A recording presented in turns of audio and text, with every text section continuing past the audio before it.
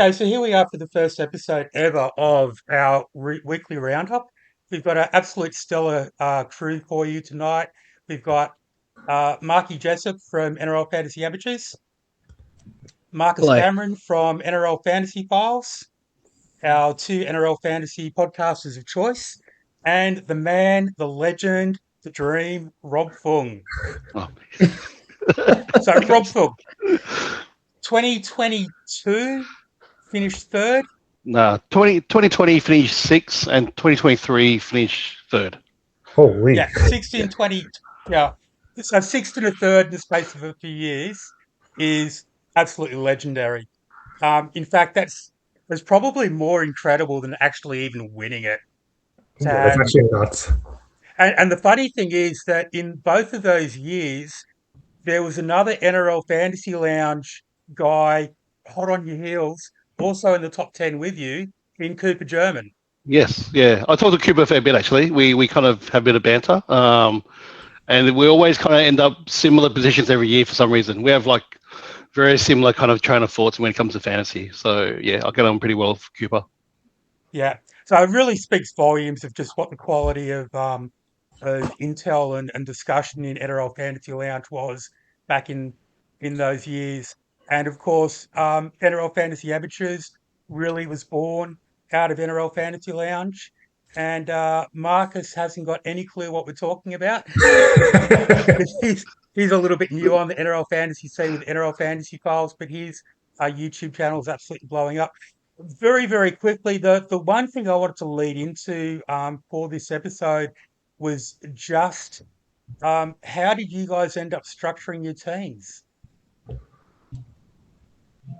I'll kick off. Always have a formula. So I try to get a third guns, a third mids, and a third cows. Because I think you need that balance. Because if you don't have that balance, obviously there's not enough cash generation, or vice versa. You have you front load the points, but then you just go, you die at the end basically. So always try when I do my teams, I have a spreadsheet and I categorize each person that I choose, and I try to get a third. That's worked pretty well for me in the past few seasons. Sweet, Marky.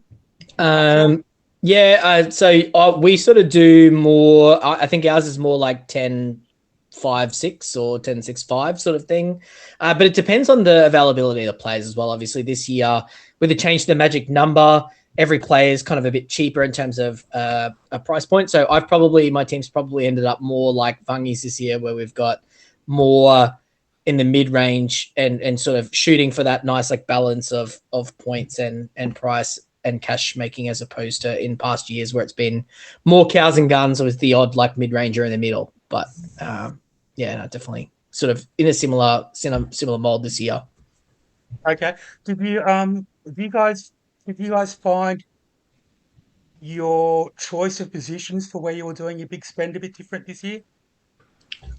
I'll kick us off in this one. I like preach position flexibility. So like I was big on Herbie coming into the season, not because of his value, but I think that's the one position where we had no other options. I thought he was a good choice. It changed a little bit with like the round 6 bye and a few other factors like coming off the hamstring injury, things like that. But yeah, I do like agree. You should not agree. I think it's a little bit different. I think this year is a good option to spend some big money in winger fullback. We have a lot of bench options, so there's probably 6 or 7 viable players you can play each week. So I think spending a little bit more money in winger fullback and then playing like a Lasati when he was an option over someone like a Setu 2 week to week makes a bit more sense this season. But usually the idea is to not spend as much in your outside back. So just depends on year for me, but this one seems like a good one to spend on winger fullback for me. Yeah, I actually just chased the value where it was, and really this year I think there's just enough of hooker. There's quite a bit in the mids.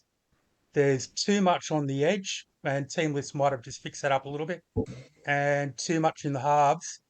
But wing, fullback, and centre were bare.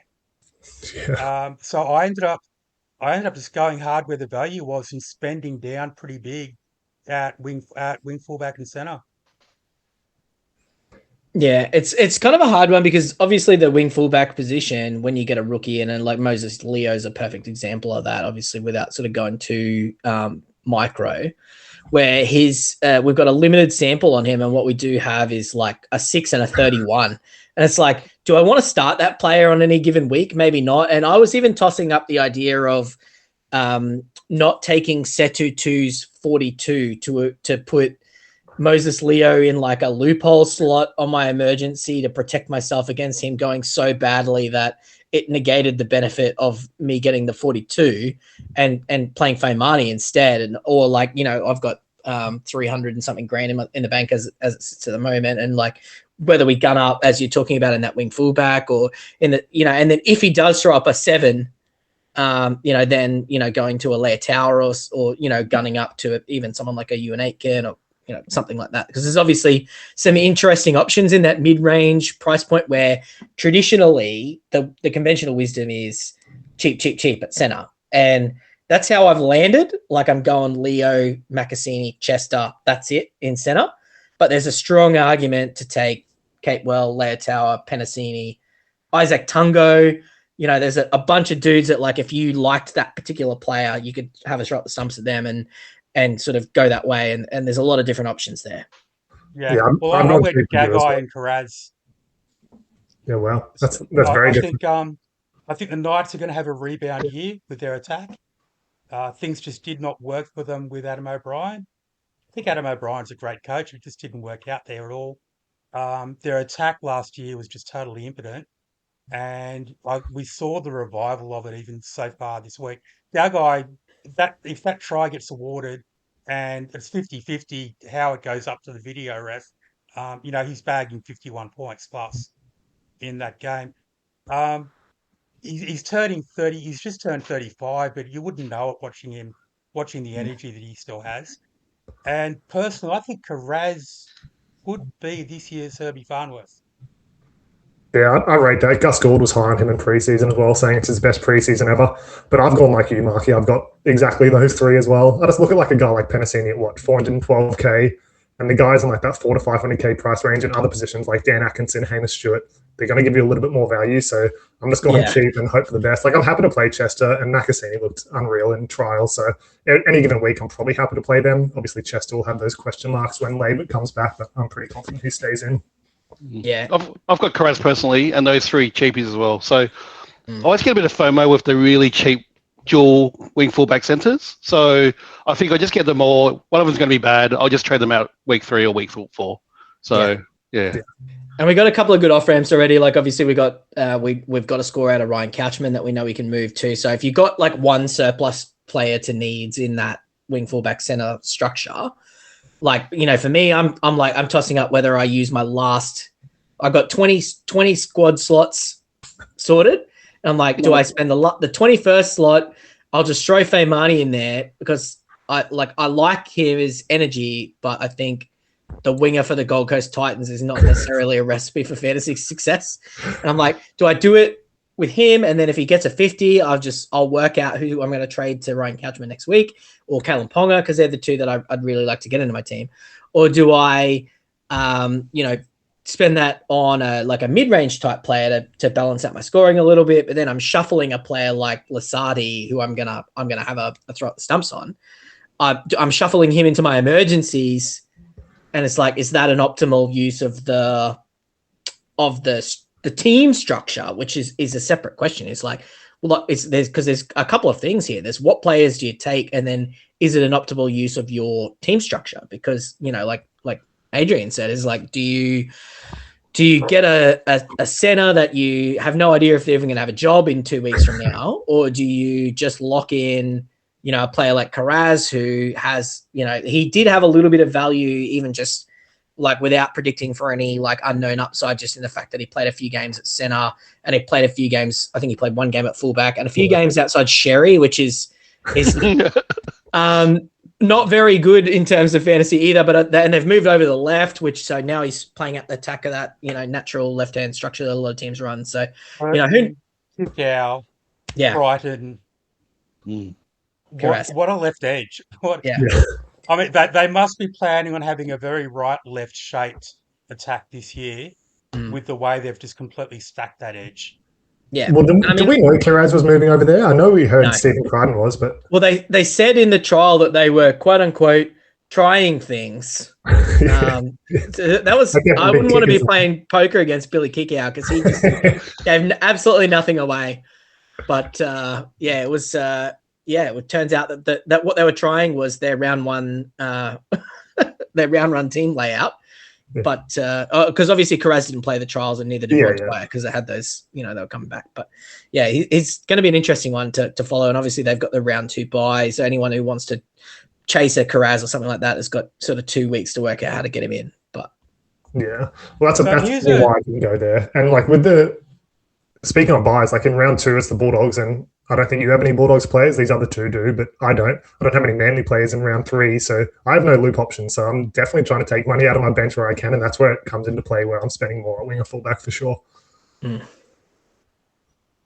So have any of you guys ever done what I'm doing at the moment? Gamble on going without cover.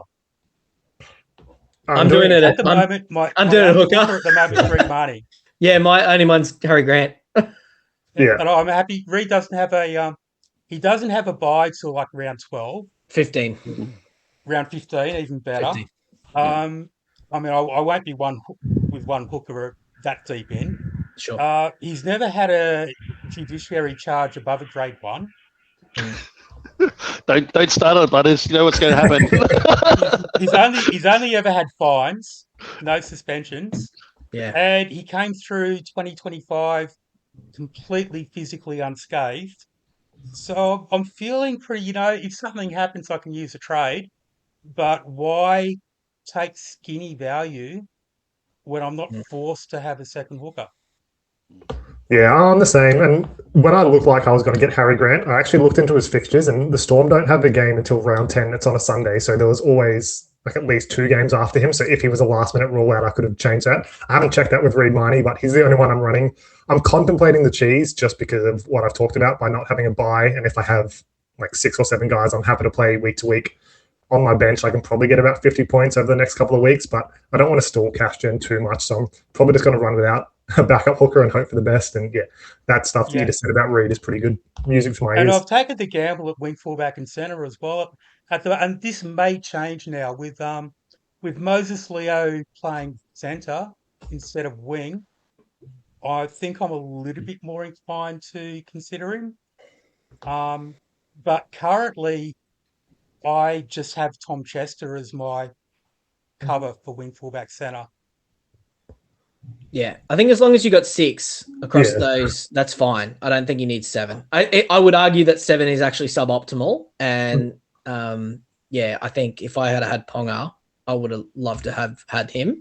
I was a bit concerned that they were going to run that like Ponga's actually the 7, Brown's the 6, Sharp's the 1 structure that they were running last year, and they didn't do that. And then after like 15 minutes, I was like, oh no, I need to get Kalen Ponga.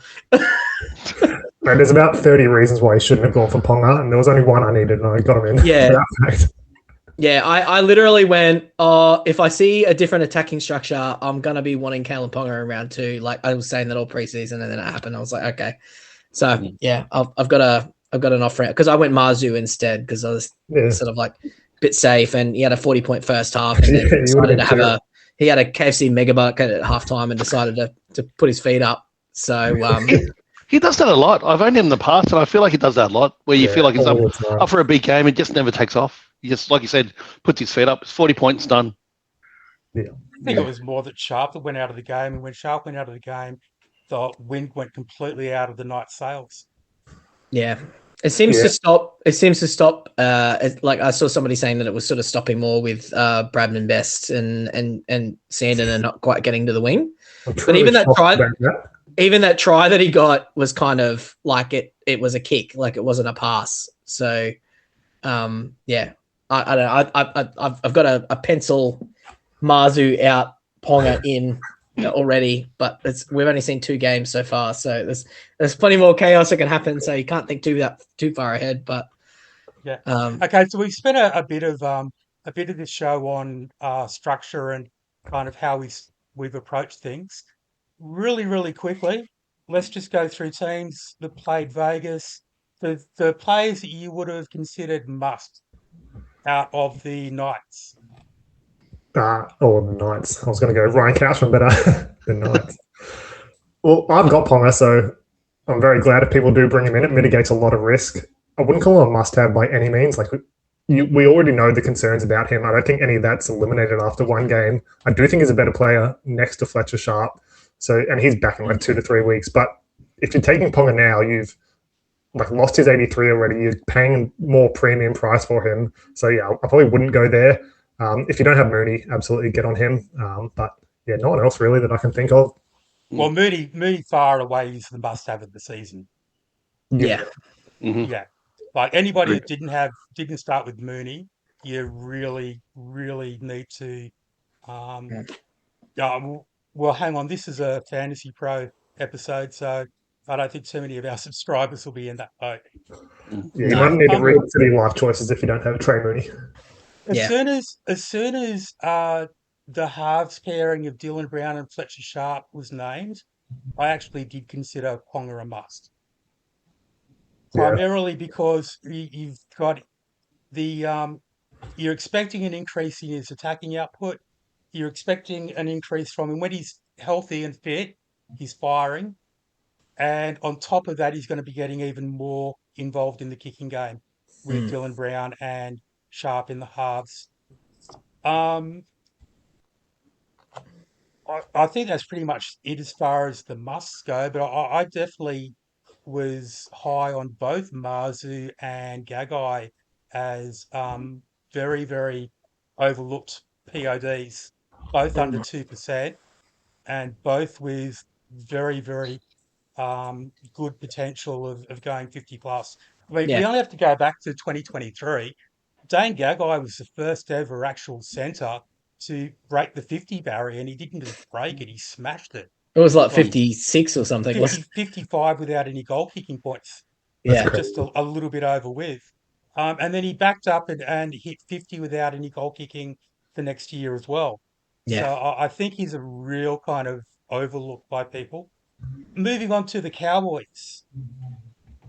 Yeah, obviously Tom Chester's a must if you didn't start with him. He was the last year before he did his ACL. He was going to be their number one back outside of like Talangi, who's obviously a previous Origin player and does a great job, but he was kind of nailed on, and they obviously went with Valea when he got injured, and obviously we saw how that turned out. And then in the preseason again, it was Tom Chester, number one center. He's locked onto that right edge. Oh, he's got the medial ligament injury, and everybody seems to forget about that, or he's their number one outside back, and I would argue possibly him and Purdue are the only players in that back. I think there's a world where Talangi's not going to lose his job, but Chester is going to be somewhere in that back five.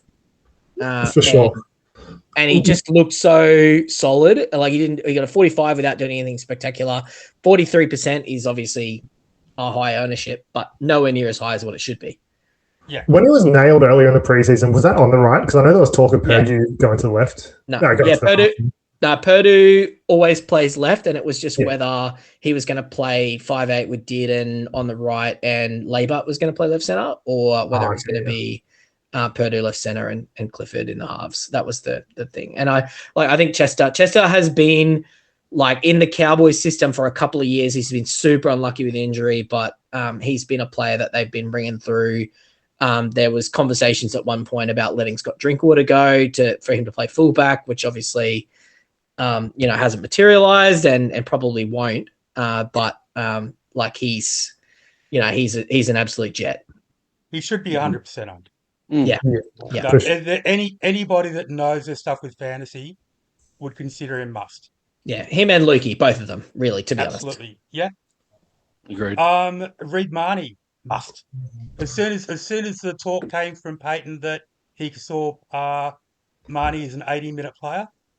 Yeah, I really wish he didn't say that because he was locked into my team. I'd just done my team reveal and he was set in stone. And then a couple of hours later, Todd says that and everyone jumps on him. I don't know about must. Obviously, Markey doesn't have him, I don't think. But Given the value of available in the position. Yeah, it was a must for me, but I think there are Grant's probably 3 to 5 points of value anyway. Reed Marnie's probably about a 50 guy, but yeah. I think Reed Marnie's a trap. Really? Wow. Yep. Okay, so if you could rewind pre the games, you wouldn't get him again? No? No. Wow. No. Okay. And I see the value comparatively to Harry Grant. He's got more value than Harry Grant. I'm not here to argue about that because it's not talking about value at that point. What we're talking about is like with Harry Grant, he's an end of the season keeper. I want to buy him. I want him to be in my team for 27 weeks. I don't want to think about the hooker position again ever. I might buy a second one. I might not. And I'll do it at a time that I choose if he's not suspended, but no later than round 12, obviously, because things reveal themselves. We're all happy for Marnie to become Jaden Brayley or Harry Grant in 7 or 8 weeks. Yeah, I think the thing with Marnie is he's obviously got the attacking output, and we saw in the Eels year, I think it was the Eels year or 2023, 2022, something. He averaged like 59 or something, just ridiculous. And he that is, if the Cowboys make him a focal point of their attack and he defends well and the Cowboys play well, that's a thing that's in his range of outcomes for sure because it's already happened. Yeah. However, there's been other seasons where he's been in bad teams and he's played 80 minutes and he's averaged 46. And I do not want a part of that. And I'm a Cowboys fan. And I do not hold a lot of optimism. I'm wearing a Dolphins jersey, which should tell you everything you need to know about me. Again? Oh, it was 38 or something like that. 38 points. So, So 46 is 8 points of value, which is great. It's fine. Yeah. If you're looking for value at the hooker position, that was him and Simpkin were the only 2 options, in my opinion. If you're chasing value, I wasn't chasing value. Just quietly, that 59 season was ever going to be 80 minutes. Yeah, I think the 6 man interchange changes that. Just quietly, on that 59 season, he played 9 games, playing 80 minutes and averaged 66. So Wow. But there's going to be the odd game, right? It was a weird game with the rules. Jaden Brayley was a gun that year. Yeah, he came out and was almost 60 with all the tackling for the Knights. Yeah, so and I mean, there's going to be games where Reed is struggling defensively and he's going to get subbed off. That's going to happen at some point. It's not going to happen particularly regularly, but it's going to happen. And the Cowboys, bless them, I love the Cowboys. Their defense is not the Bulldogs 2025 defense. It's not the Bulldogs 2024 defense. It's the wet paper mache defense. And I'm really concerned at some point if the Cowboys lose a couple, if they lose to the Tigers, Todd Payton's on the block to lose his job. There's who knows what's going to happen. We have no idea if the new coach that's coming in thinks that Reed Marnie is an 80-minute player or not. And I mean, that's down the road and we can't predict for that. And by then he's probably made, $100,000. It doesn't matter. Right. Yeah. But once again, that's not what I was looking for out of that specific position. Same as what Adrian was talking about with the center position. There's no chance in hell that you would have caught me buying Dane Gagai this year because I was I'm willing to take a risk at center to lock in a gun hooker, whereas he's done the opposite. And it's just your personal preference, what players you like and what positions, and do you think they've got value or not? And I don't think there's a right, only hindsight's going to tell us the right answer to these questions. Obviously, Reed Marnie's got a run on the board now at 54, so you can't take those points away from him. And 6 weeks from now, it'll be was it the small field and the Knights opposition that helped him get to that 54, or is that what he's going to do moving forward? And we won't know that until we arrive at round 7. Yeah, for sure. For those of you watching that don't know, Mark, I don't know why he's wearing a Dolphins jumper. Maybe it's because he got sick of his own team losing. But he's always been a major Cowboys fan. Yeah. Now, the Cowboys lost. They've already disappointed me this year, so I'm trying to spur the Dolphins on to something more. You always had 2015, mate. Can I just say the Knights are top of the table at the moment, so a bit of respect, please. Very respect. Okay, Bulldogs. Anybody? No, I don't think there's anyone. Bailey Hayward playing 80 or 90, I guess, is good, but I don't want to borrow that. Bailey McCulloch. Take him back. Take a bot. Yeah. I stayed off him. Low PPM. I don't have faith in him as an 80-minute player. He got massively exposed in the qualifying final against the Storm, racked up 15 missed tackles to the tune of minus 30 points, setting a record as far back as 2015. Nice. I mean, they're numbers that none of the bad boys of the past have been able to really get that close to.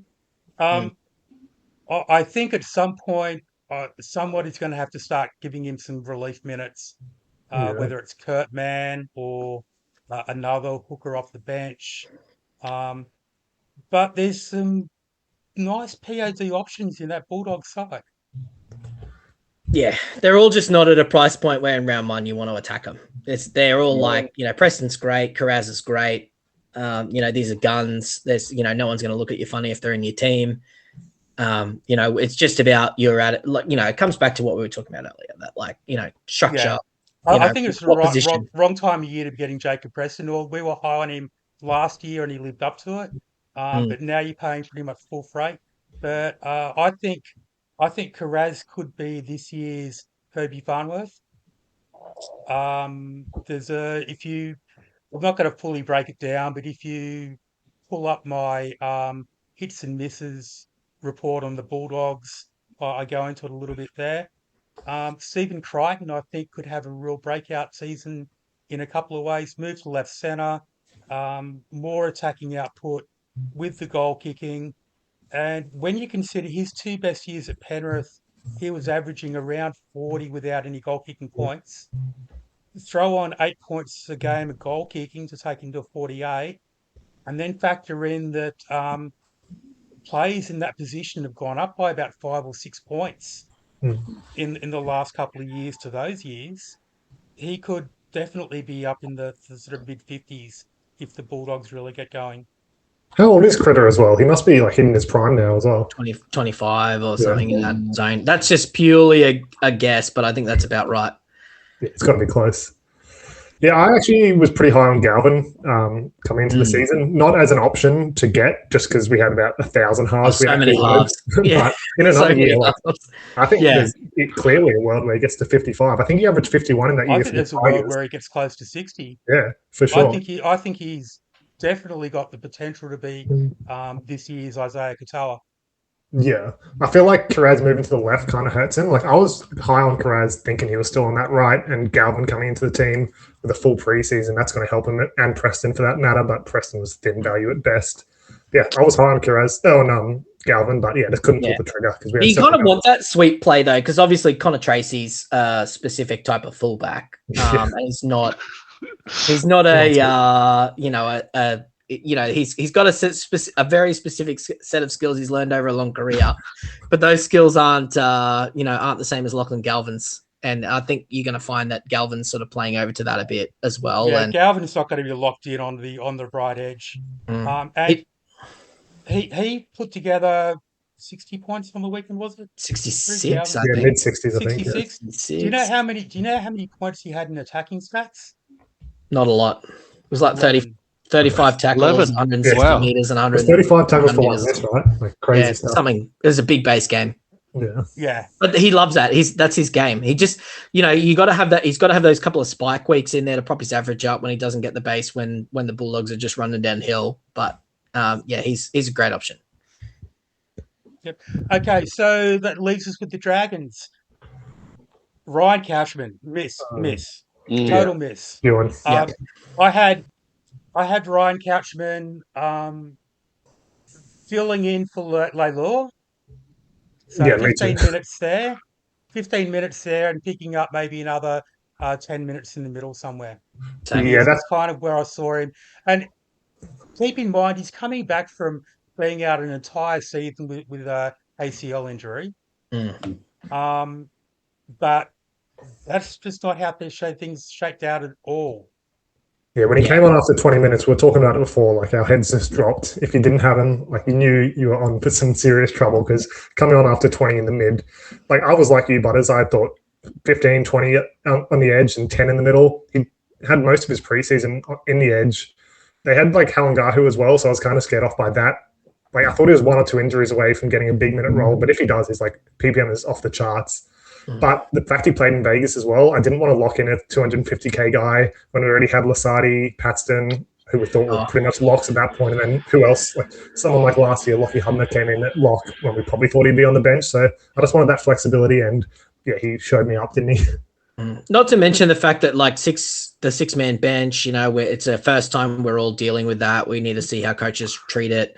we saw them bring the outside back on and preserve their forward pack rotation and just ignore the existence of Blake Laurie, which is something that, we're as fantasy owners, we should be doing at this point. At one point, he was great for fantasy. I think it was He was a mid-40s guy. 2020 or 2021. He was just an absolute jet. But these days, he's an expendable asset, and then it's just He was a huge POD at NRL Fantasy Lounge that year. I remember I remember that To the tune of like we were all on him, and there was about like 3% of all the fantasy on him. All 350 members of Fantasy Lounge were on him, and that was the 3%. And we're all like, oh, what are these idiots? I don't know about Blake Laurie. And then it's like 40 and 42 minutes in round one or whatever, and everyone's like, oh, Blake Laurie's pretty good. It's like, oh yeah, he's pretty good. But yeah, I think obviously for the Dragons, they've got Stewart that can stretch, and Toby and Ryan that can stretch. Obviously Toby and Josh Kerr just split the 80, so Toby just went off and then came back on for Josh Kerr, and that was it. And I think their rotation was unaffected, and then the rest of it was just kind of, there was some shenanigans around. There was some cramps and like Moses Sully went off. Started with the HIA. Started with the HIA to Moses Sully. Moses Sully, and he came back and said two went off with cramp. So Matt Guy came in at the 46-minute mark for HIA, and he was the fourth reserve used. They'd already popped the cork on Kerr, Stewart, and Catchman and Ryan. Mm-hmm. Yeah. So that was their 4 reserves used. So Blake Laurie wasn't getting into the game at that point. But back to the point on Ryan Couchman, I think the point is like we're all I think it was wise to watch and see how those benches structured like that. Well, there are already so many Vegas players as well. We don't know how it's structured now because the thing is Jacob Little wasn't there. Now, Jacob Little should be averaging like 55 minutes with Cook averaging like 65, playing 25 at hooker and 40 around the middle at lock. Yeah. I think that's probably a tickle high, but they are going to run that last year. They are going to run that double, hooker and siphon a bunch of minutes out of the middle. But it's just whether they hold that like they did with Laurie, whether they hold that forward out, knowing that Cook and Little can both stretch. And which forward is it at that point? Is it Ryan Couchman? Is it Hamish Stewart? Or is it Josh Kerr? We don't know the answer to that question because we haven't seen it with Little. And imagine if you just go here, you trade out, at player A for Ryan Couchman, and then Little's back in round 2. He comes on, Kerr comes on, Hamish Stewart comes on, and then Valentine Holmes does his hammy again. Fee goes on, Ryan Couchman, DMP. You're going to be dirty, right? Like, so we don't know. And I'm not advocating not buying around Couchman. I'm just saying that was the whole purpose of why we all didn't get on. I think the fact that Ryan came in first change is a good sign. Is a good sign. Yeah. I think the fact he played 60 straight with Hame Sele sitting on the pine as well was a pretty good sign as well. Yeah. So his minutes seem to be prioritised above the others. I can get Ryan to 40 minutes by trimming Gula down to like 30. Yeah. And Kerr down to like 25. Yeah. But 40 and 40 for Ryan Couchman still 200 grand. Yeah, it's a no-brainer. 35 is about 135. There's no point overthinking it. His break-even's going to be so low. Whatever happens, he's just going to make money really quickly anyway. So just jump on, enjoy the ride, and jump off if the minutes aren't there or these role changes. I think the most exciting is if you're actually having to trade somebody that's actually got value in them. Yeah, but I think a guy like Lasardi, who is a 1 week rental, or even Noah Martin for the Raiders is a 1 week rental, knowing that they play deeper in the round as well. So actually, the Storm play on Thursday, but Raiders played like the second last game. So you can just take that 1 week flyer if the rest of your team is solid and just have the money in the bank to get to Ryan Couchman at 290k. And as we said, sort of off air, if everybody just goes well and keeps their job, then you've got a really good problem on your hands to have to solve. If you're like, I've bought 6 250 guys and they've all scored 50. What do I do? It's like, do nothing. Keep going. Exactly right. I think I want to highlight that because I hadn't thought about it, and I think a lot of people won't think about it.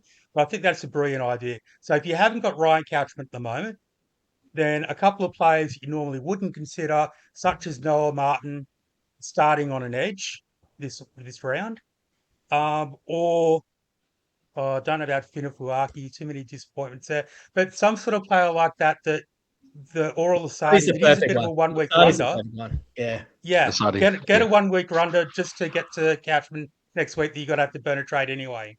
Yeah, well, Because that's the sort of good my thing about that philosophy. is if they make that 30 grand or whatever that Ryan Couchman makes, it only costs you the trade, then it doesn't cost you the money Yeah. if they lose their job. And if they don't lose their job, then you're like, oh, okay, surely I've got some other moron that didn't do very well, Dylan Brown, that I might want to move out of my team.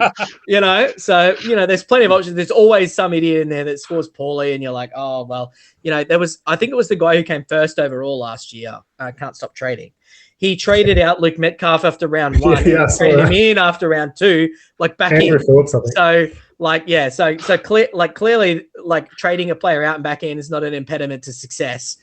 So, that was one thing, actually, Marcus, your video that you put up on YouTube about looking at the top 10 players from last year and their pattern of trading and how they went about things. That was really actually that was one of the best pieces of fantasy stuff I have seen in terms of things that made me think about the mindset of a top 10 player and trading aggressively early. And it's informed a lot of my decision making.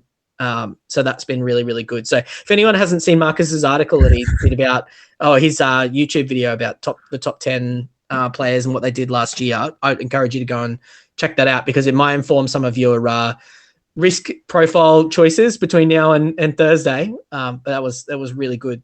So yeah, that was great. And I think that it's a perfect example to look at that now when we've got some guys with runs on the board. We know they're going to be good. So we've got a soft landing to go on to if players fail that we want to have a throw at the stumps on.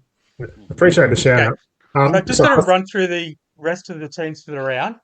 And what we're going to do is one player each and strong consider or trap. So starting with Melbourne, Marcus. I'm Brisbane. So can you repeat the question? Sorry. Okay, so one player from Melbourne, either strong consider or trap. I get what you're saying here. Oh God, Melbourne. Well, I think Lasati has massive ownership. I'd call him a trap, but I'm probably going to start with him anyway, just for that 1 week rental. Okay, yep. So the path to Couchman Lasati, yep. Mark. Oh, Stefano, and not a strong consider. Just definitely just whack him in. But I guess if that's the only two options, he's a strong consider.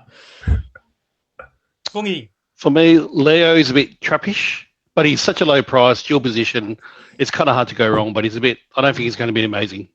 So it's a bit trappish. Do you feel better with him at centre? Yeah, with the dual position, it's definitely. I don't know much about him, to be honest. So it just, from what I've seen the stats, it doesn't look like he's an amazing kind of player, but he's good enough for that price point. Not just being parachuted in for a random game probably is going to help. Yeah. I think a bit of continuity. The alternatives are Setu, a winger for the Dragons, Feimani, a winger for the Titans, Nakasini, a winger for the Tigers. I'll take a centre from the Storm, please. Yeah. Okay. The Eels will start with you, Mark. Mitchell Moses is strong consider. He's currently in my team, but I can understand why you wouldn't take him as well. Do you want me to elaborate on that? Last time we saw him permanently goal kicking and healthy and playing lots of minutes, he averaged 60. 2023. That's all I'm saying. I just found that too much value in the halves. And initially I thought I'd have a Cleary team, but there's just so much value in the halves that I just wouldn't go there.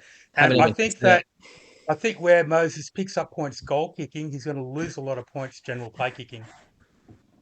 That's what I thought about Dan Atkinson as well. And I didn't start with him, but I agree. Pezzett will take more. Well, Kyle Flanagan's no Jonah Pezzett. Yeah, 100%. Yeah. Eels Fungy. Strong consider Hopgood. Like I said, I've never been off him. I think the offload game's going to come back. He looked a bit injured last year, but towards the end of last year, he looked pretty hot. So, and that pack's a bit aging. You got people like Paolo and, Jack DeBellin. How is Jack DeBellin 40 something? So 30, 35. 36. Yeah. So I think he's going to see uptick in minutes, and also I think he's going to be fit this year. So I'm pretty hot on him. Yep. Hopgood's the guy that Jason Rolls knows he can leave out there for 80 minutes if he has to. Yeah, with the new 6-man interchange, it seems like a bit of a luxury to take those guys off. And also with the hooker rotation now, they got Talon Silva on the bench, and they wanted to play him at hooker last season, which is ridiculous, and that probably resulted in his low scores, plus the back injury coming off the second year now. And NRL physio always preaches that the second year back is their strongest year, so I'm all over Hopgood as well. Yep. But you have to pick a different player now. Oh, I was just Hopgood's been taken. Penasini, trap. Penasini? His best season ever was 42. He's priced at 32, so you get 10 points of value if he hits his heights. And now we've got Moses Leo, who's about the same amount of value, and you can save 160k in your team to spend elsewhere. So, yeah, give me Moses Leo over him. Yeah. I think the Eels side's pretty bare, really. Not a lot there fantasy relevant. Onto the Warriors. You can start with the Warriors, though. The Fish. Consider, even though I haven't considered him once at all this preseason, but he looked good in the All-Stars game. If the minutes are back, but yeah, I don't know. I'm not going to touch it, but you can consider it if you have to, because I don't like anyone from the Wires. Okay. Hard pass on all of them? Yeah, I did like Aaron Clark, but I think with Mitch Barnett coming back eventually, he's going to chew into his minutes, yeah. Yeah. How about yourself, Fungy? Wade Egan, massive trap. I know he had a pretty hot start last year, but Sam Healy's on the bench and he's just injury prone. You know, it's not going to happen for you, so stay away. Yeah, the concussions didn't come last year, but you always have to worry about it with him. Yeah, there's always something going on, so stay away. As you said, he's off a high year. Having a think through a few people on Chance, Matt. Yeah. What do you think? I considered Chance. CK?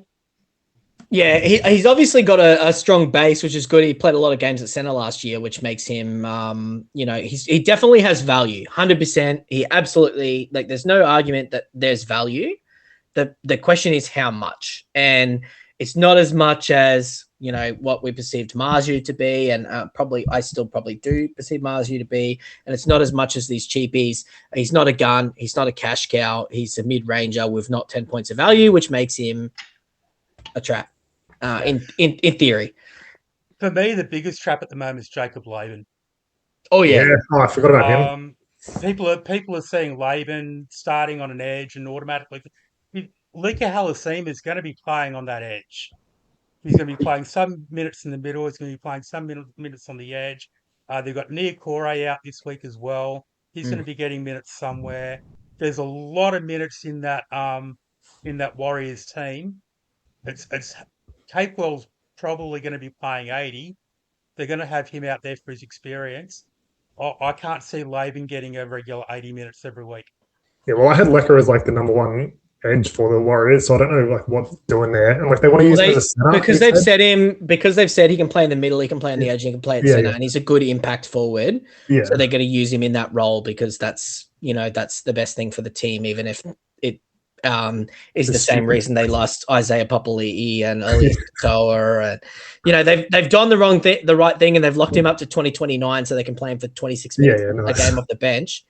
I just didn't understand that at all. There's in my mind, I've actually got 6 different players flagging as potential values on my Google sheet here out of the 17, which is interesting for the Wires, but none of them are buys. So even Dallin, could, if he bounces back to his best, which was only 12 months ago, he averaged 38 in 2024 or something like that, and then obviously sucked last year. He's priced at 24, so there's a world where he goes back up, but there was a 140% try scoring rate or something like that there, which is unlikely. So I'm going to call him a trap. The thing with Dallin Watene-Zelezniak, go into analytics, pull up Dallin Watene-Zelezniak, then have a look at playing with and without Sean Johnson. Yeah. So you think it was a Sean Johnson? That's a good shout. Okay. The only times he really went well, getting the moon Sean ball. Johnson was playing in the halves. Are you saying Tanner Boyd isn't Sean Johnson? I actually thought they were the same guy. Actually, they looked quite similar. A play style mildly different, but yeah. I mean, there will be no DWZ resurgence. Yeah, no, I'm very comfortable with that. The player that I think's fallen under the radar a little bit is Ali Leotow. And if Moses Leo hadn't have popped up today, Ali Leotow would be my third center. He averaged, thanks to the NRL Fantasy Pro analytics, you can go and have a look. In 2023 in reserve grade, he averaged 38. And then in 2024 in the NRL, he averaged 38. He suffered from ankle injuries last year, which you can also find on that player profile. He had cartilage, ankle issues. He had a repeated ankle issue, which ended up ruling him out for the year last year. Confidence-wise, he looked in the trial like he was kind of back to his best. He does not love defense as a rule, even though in his Warriors social media video, he says he loves tackling. I know, based on the Rugby League Fantasy Pro stats, that he does not love tackling based on the 3 years of evidence that I've seen. However, at 364K, if I didn't get Moses Leo today, Ali Leotow would be in my team. Technically, on my numbers, on my projections, Ali Leotow has more value than Moses Leo. So I might have a come to Jesus meeting with myself between now and Thursday and decide that I'm still taking Ali Leotow. I don't know, but he's my gut feel player. I think is actually going to do really good, and I want to see him do well, player of the year. So he may find his way back in my team. I had Leotow for about a month there. Strong consider. That second trial where he missed 5 tackles and was out of position every play. I was like, I didn't see it. I didn't see that. So who wants to jump on Blake Steep? I'm considering. Oh, me. Yes. Yeah. He's in my team right now. I love him. Get him in. He's been in and out of mine. He could, with the changes that are going to happen for now that Seamless have been out, he definitely could be back in my team again.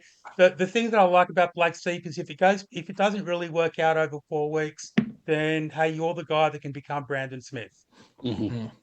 Yep. Easy off ramp, high PPM. Even if he sucks and just plays 30 minutes off the bench, he's not going to lose too much money. Or comes on, does that 20 minutes roll and then plays 10 more minutes or whatever. But with that 6-man bench, as you say, all it takes is one injury to a half. And I mean, it's probably not going to be Daly Cherry Evans because he's never been injured in his entire career. But I mean, Sam Walker, he's known an injury. Robert hasn't trained all preseason, and then they've got Cody Ramsey hanging out there in their extendeds. All it takes is that to happen. I mean, Nat Butcher's got an ongoing medial ligament, which I didn't realize was a thing. I think that's the last 3 years, is it? Yeah. So definitely, Blake Steep. It's still ongoing for Butcher. Well, he missed the second trial. I don't know why. Does anyone know? It was a late out with a precautionary. We don't want to risk his knee again. Yeah, which old players get injuries. Imagine that. Shocking. Okay, so we don't think Nate Butcher's going to be playing 80 minutes on an edge. I'd love him to, but probably not. Okay. On Blake Steep, I've been preaching high PPM players all season with the new rule changes, and that is very hypocritical because I avoided Ryan Couchman. But yeah, I think just if you get an extra 15 minutes every 3 games at a 1 ppm, that's a lot more valuable than a guy averaging 0.6 ppm. So yeah, I'm all over Blake Steep. It's just I can't get him in my team because if he does well, then I can't get to Ryan Couchman at that price point because the other ones are 250K that I'll have, and I don't have any money in the bank. So I'm trying to work around to get him in, but if I miss out, some money out, mate. Just sell something. Okay. Benaya, trap or opportunity? Nah, get out of there. Robson coming back. I've heard round 3 for Robson, round 6. If it's anywhere close to round 3, then round 3 now for Robson, is it? Yeah. Yeah. Okay.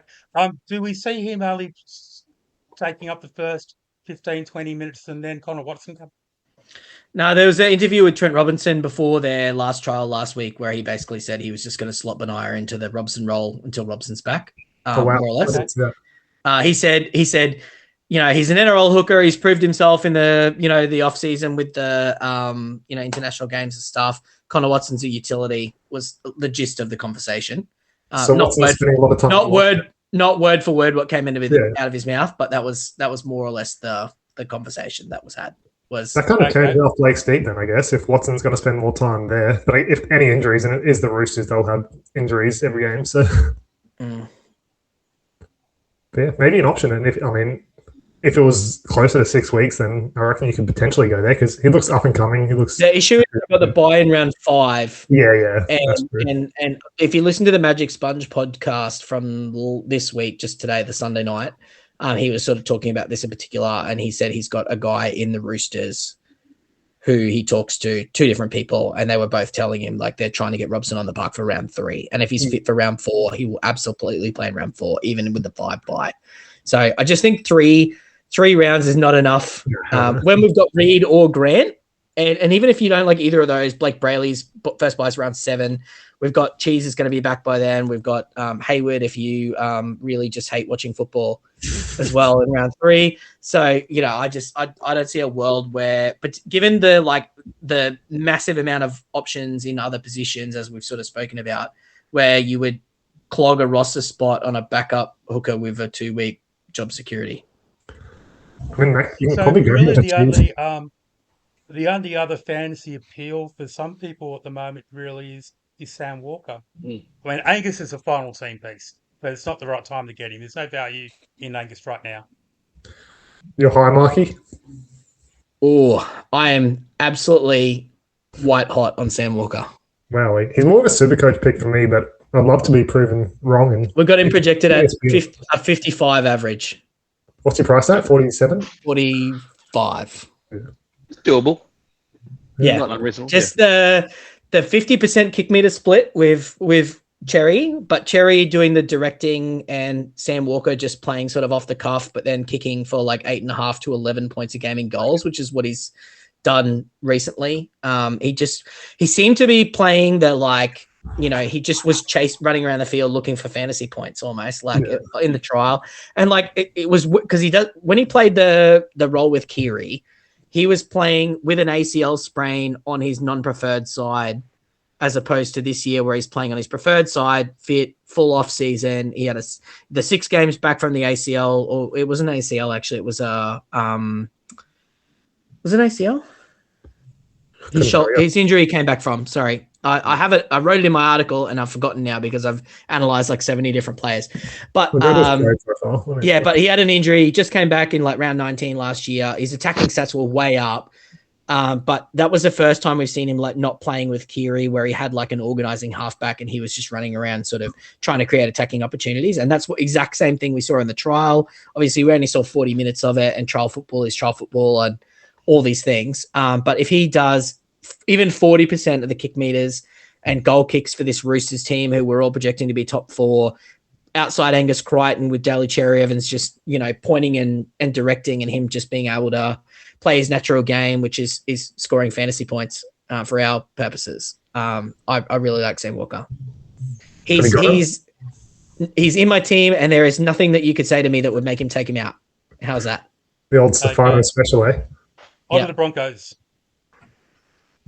So we've all got Payne Haas, I'll take it. Mm-hmm. Yeah, I was considering the Antipod, and then I saw the World Club Challenge. Yeah. And then the Panthers team list in round 1. So a player not named Payne Haas, Marcus? Look, I'm not a fan of Reece Walsh. In general, or like as a person? No. As in, I don't think he's as much value. He doesn't like toilet water. I love the Walshy. Give me that buzz cut every day of the week. But yeah, he averages 42 the last 3 seasons with Reynolds in the team. He's clearly a better player than that now, but is he a 15, 20-point player better than that? I know he had the MCL injury stuff at the start of last season, but then he came out and scored 4 90s to end the season, plus 1 in finals and another 70 odd. And then in internationals, he scored a 90 as well. So the form's undeniable, but he is about 5 months removed from that now. But then he looked great in the World Club Challenge. So I project him about a 50 to 55 guy, but his ownership has gone from 30 to like 45% over the last week. And every man and their dog has him, and I'm too scared not to. So I went Ponga, got Ponga in, but now I've found a world where I can get Walsh as well by taking out Yo. So I do have Walsh, but it's more FOMO than anything. Yeah. It's just... Fungy. Yeah. I'll touch on Reece Walsh. I just hate watching footy when he's playing, and you can't watch it and get scared. You go, what's he going to do now? So you just have to own him for that factor alone. Apart from that, there's no one in there that really interests me in the Broncos team. Like it's, no one. Like it's just none of them are inspiring, right? I just It's worth noting with Reece Walsh, his bad fantasy scoring last year. I put down more to the Reynolds Hunt halves combination than I do to the knee.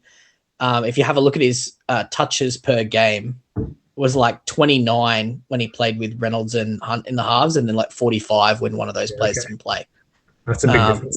It's a big difference. Yeah. And I was deep in the weeds when I was looking at this. So I was like, and like I was looking at like efficiency per touch or whatever. And I was going to say, it'd be interesting to see what his PPM is per touch.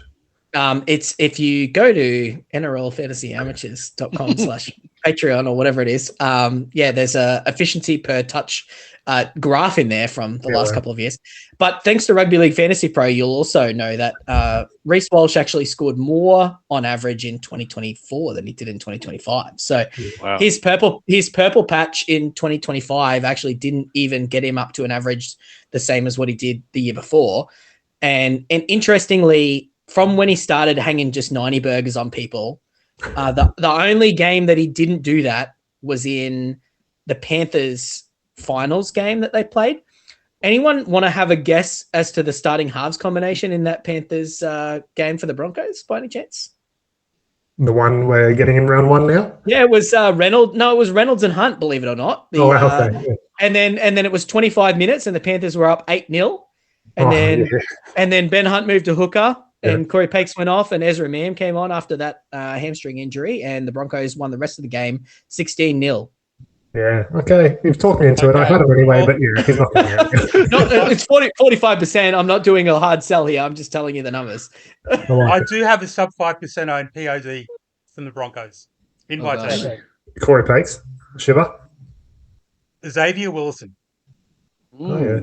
I can see that. Great PPM, huge motor. Haas and Carrigan are already puppy out minutes. If there's an injury in the forwards, Willison's minutes are going to go up. If an edge goes, Willison's going to move into that edge. I think if it was 100k cheaper, I'd consider it. Or even better, he doesn't move into the edge and he just plays 50 minutes in the middle instead. Yeah. And Broncos have fantastic buys. True. So when you're going to want Xavier Willison come Origin time. I'm selfish and I want him to have a bad year so that we get him next year. Him and Carrigan next year when Dan's born. I want the 55 average Xavier Willison in 2027. So the upfront value on paper isn't there, but with a couple of games where there's injuries and he gets bigger minutes, that can sort itself out. And I'd rather not have to burn a trade on him later for Origin anyway. Who do we have next? The Panthers. I'll throw one out there. Alamotti. Yeah, I like that. Dual position, 517k. According to NRL Fantasy Pro, averages 44 points at wing. He's outside Tago. He's pretty selfless, I would say. He looks to pass. So I think, Panthers side, that's pretty good value. It's better than being outside Casey McLean. Yeah. Good luck, Brian. yeah. Isaiah a little bit of upside there for a keeper. Yeah, I've had him in every single team I've made. He's come out for Reece Walsh now, which I feel a lot more comfortable about. But I think if you get 4 to 5 points of value, like you're laughing at that price point, he averaged 61.5 in close to 80-minute games last season. So there is enough value even off what he did last season. And there's no way he doesn't play 80 every week if it's not for injury HIA, because he is the most luxury what are they called? Substitution in the game now with the 6-man interchange rule. So yeah, I am high, but I can't do it at the moment.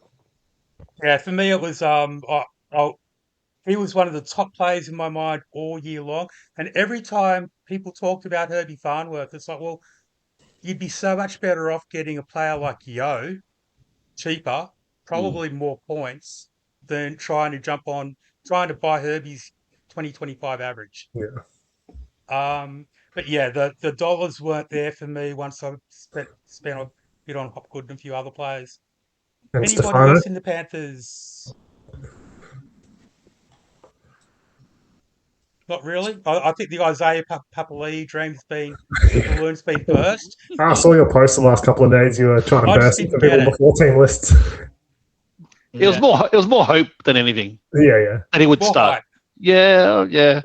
He's done, I had obviously. him, Yeah, go ahead. when we thought Cleary was out until round 3, and I wanted Cleary in my team, my philosophy was to take gambles with like Hopgood, Isaiah Papali'i, and guys like Stefano as well, because at their price point, you can trade 2 of them out if they don't work out and get to Cleary and a cheapie. So I was going to take the risk there. I still had him in and around some teams just because I think like the 65, 66 point upside is too scary not to take a flyer on, even though it's not realistic. But yeah, obviously out of everyone's team now. And I'm glad he's on the bench because it saves us the headache of trading him in round 2 anyway. Anything in Brian Toto? Not outside Casey McLean, thank you. No.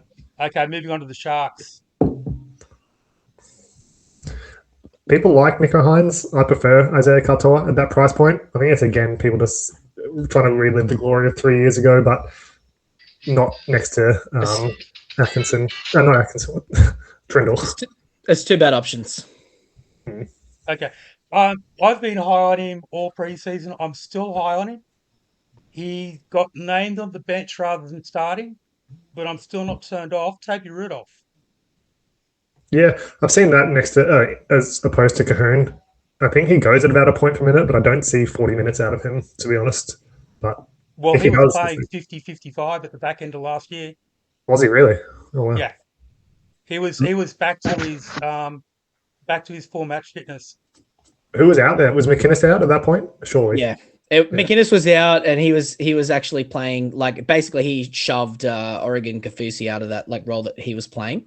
I think I could shove Oregon Kaufusi out of a role. To be honest, my big concern, I looked at Toby Rudolph as well, and he was showing like value on our sheet because you won't believe where I get my stats from when I start doing my analysis. But my concern with him is he's an old guy, and he's mounting quite an injury profile for a player that hasn't got that many games under his belt, and he's got a bit of a soft noggin.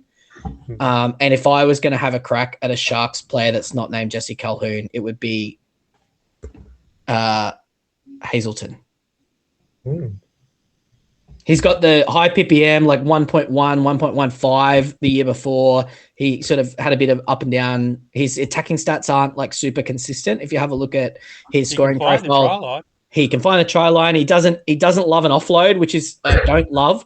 And typically a 26, 27-year-old middle forward is kind of typically they're hitting their peak physically. He sort of started a bit late too, so he doesn't have the tread on the tires that some other guys do.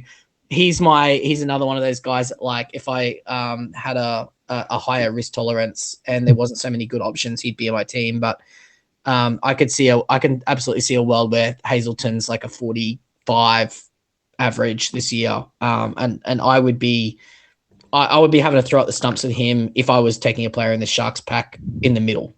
Can he get to like a more regular 50-ish minutes? Because he's always kind of been around 35. Yeah, well, when he starts at prop, he tends to do a lot better. And the fact that they're missing Teague Wilton, they've got Toby Rudolph, who, I told you about the soft noggin and the injury history. They got Braden Hamlin-Uele, who, old guy, he doesn't mind an injury. They got Oregon Kaufusi, he can't fight his way out of a wet paper bag.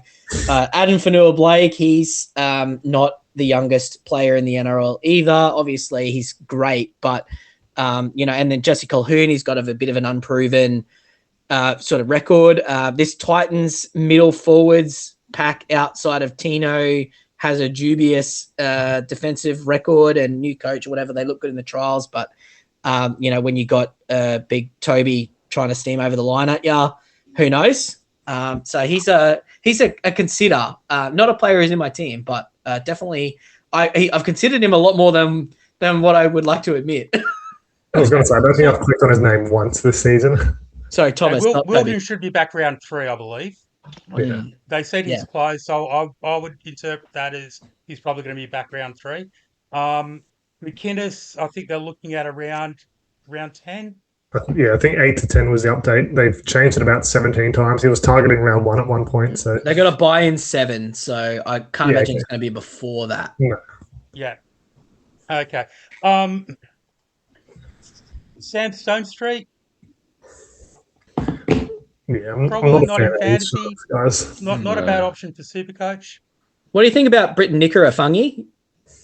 Nicola, he's always been like a traditional gunner, but I just hold this whole package of Sharks. I just haven't looked at them for some reason. I feel like there's better value elsewhere. They're all kind of relevant, but and in different years they would have been probably more relevant. But this year it feels like there's a lot more options. And Nicaragua is just a bit up and down. Well, last year Because the average, like in the 2 years prior to last year, it was 54 and a half and 53 and a half, and he played 70 plus minutes. And then he dropped down to like 46 last year. He's just not tackling as much. Well, they're loving Billy Burns. Yeah, that's the concern, I guess, is he come off the bench a couple of times, and you don't want to be paying 550K for a guy who comes off the Billy bench. Burns get in front of him. Yeah, but he's going to play for Queensland for State of Origin this year, which is concerning. As long as he's got the Gagai State of Origin thing where he like puts the maroon jersey on and just like grows a foot and like puts 10 kilos on, he's all right. That's like Ruben Cotter these days. He's absolutely terrible. He's just bad all the time. Yeah. Okay. The big curveball with the Titans in the team list. Paxton disappeared. Arana Howe. People are saying he's won the spot. I've seen mixed things. If he's won the spot, I guess. But he looked really good in that trial after he he came on good, when Paxton went off. He looked like a guy who was like, I've got a chance to win a job here. Yeah. Okay, well, this locks it down. Paxton's named to play Queensland Cup this week. Well, yeah, because they're saying he's not cleared from the HIA yet. He has been cleared. He has come through concussion protocols. Yeah, he is named in Queensland Cup. So he's not a wait and see. It doesn't look like he's a wait and see. It looks like he's definitely missed the spot. Yeah. Does he play 80 though, around the Howe? I don't know. If he does, then yeah, I think absolutely, because he looked electric. But I'm not even sure. I'm not even sure if he needs it. Yeah, he could just be a placeholder like Lasardi, right? For sure. Yeah. So, yeah. And I think the Titans play on Saturday, so like you'll have most of the options played by then. Saturday at 5:30. Yeah. So third last game. That's not bad if you want to take a flyer. Yeah. So Jaden Campbell's gone for about 4 or 5 rounds. Lucky they've got a really good replacement.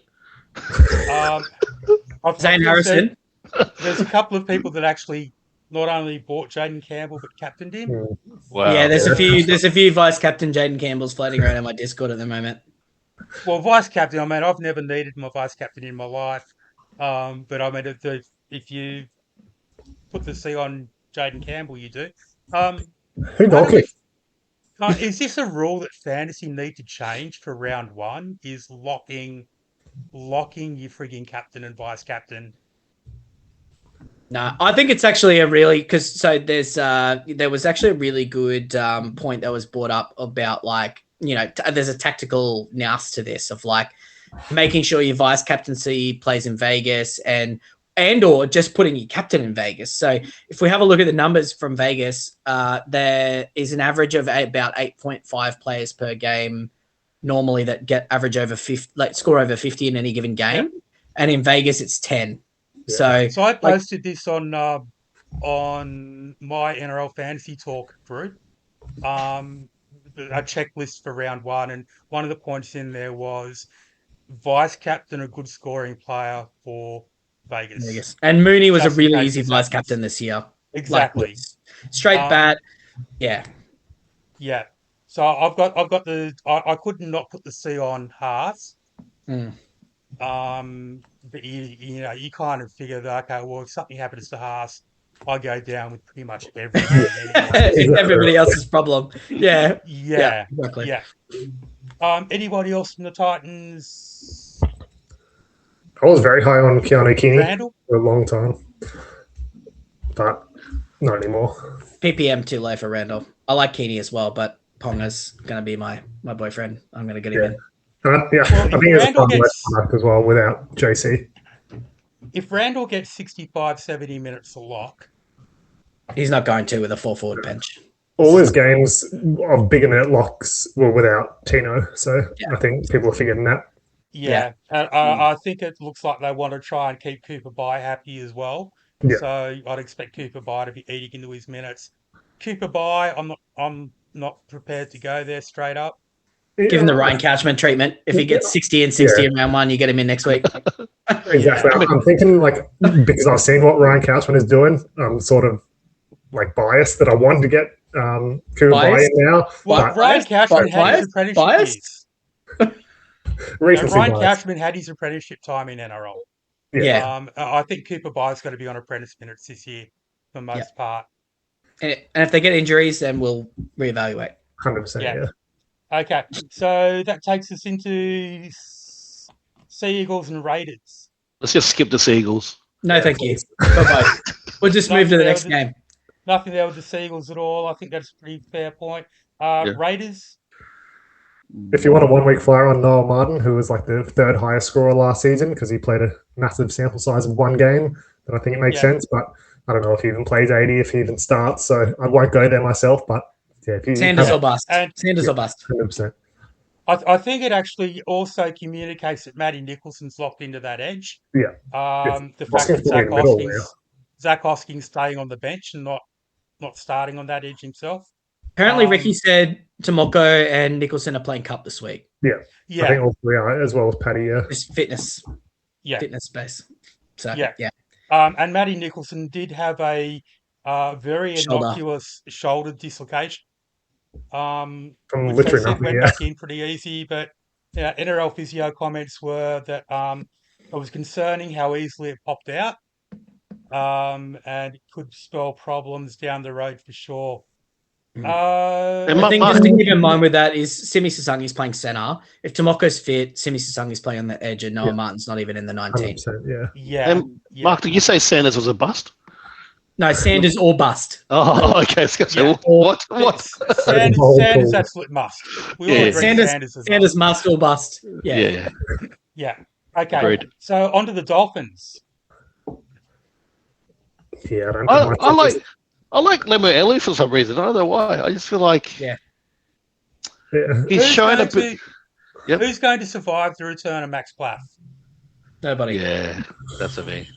When's he back now? And Francis Molo and Daniel Saifidi. And Marshall King as well. I can see. I wouldn't be surprised if the Dolphins end up starting both Plath and Gilbert on the edges. Yeah. There's such a big logjam on the edge, so I try to have to fit the players in somewhere. I don't think either of those guys are going to start on the edge. Well, Plath will for sure. I don't think so. I don't know. You are a massive Finns fan as well, Mark. I think Knowles is going to come off the bench. I think it's going to be what they've got there, and they're just going to run this like Gammon 3-man 60-odd minute, 55-minute triumvirate, and then they're going to be running Saifidi, Gilbert, Flegler, Knowles, and Donahue through the middle with Plath, and then somebody's going to siphon some minutes out of Marshall King, and everybody's going to suck for fantasy. Yeah. I think the fact we have no idea is probably More information, please. More information, please. Can I throw that one out there? Selwyn Cobbo outside of Herbie I Farmer. love Cobbo. Outside of Herbie. Yeah. 100%. Right? Yeah. In another year, I would be loving that. I just with the cheapies, I'm not willing to do it, but I understand why anyone would want to do it. I get it completely. I don't have him, but I would love to get him in. I'm trying every way I can, but I've got Ponga, so I've got him, but I feel like he's going to turn into Ponga. But we'll see. Yeah. It's just so juicy outside Herbie.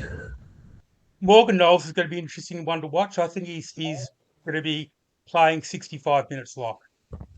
I just don't know if there's enough. I just don't know if there's enough minutes in that pack long term. Short term, this week for sure. Like it'll be big minutes this week, 100%. Yeah. It's just he also is just not like he doesn't strike me as a guy who like has an offload or whatever in him. Like just from watching him play in the English team, he played 80 minutes at lock, which is tick. Yep, but Morgan Smithies can do that, and but also Morgan Smithies was a great buy at one point last year as well. So, well, Morgan Smithies didn't win the equivalent of the Dally M 4 times in 7 years. Yeah, he's also Morgan Smithies is way younger, and obviously Knowles has got a lot of tread on the tires. So, there's a world where Knowles is great, and I'm always wrong about these. Year last year. I'm always wrong about these English forwards, so maybe don't listen to me because I was wrong on John Bateman as well. So, and I was wrong on Morgan Smithies. So maybe just don't listen to me.